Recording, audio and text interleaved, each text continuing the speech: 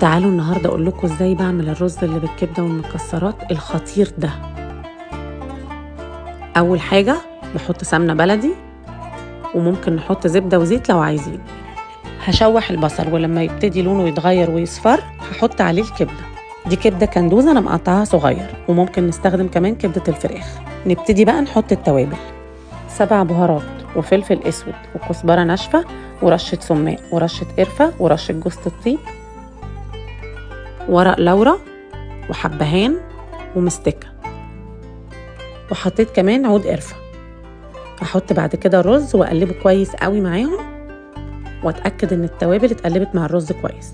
بعد كده هحط شوربه، انا حطيت شوربه بط، ممكن نحط شوربه فراخ او نحط اي شوربه عندنا او مرقه.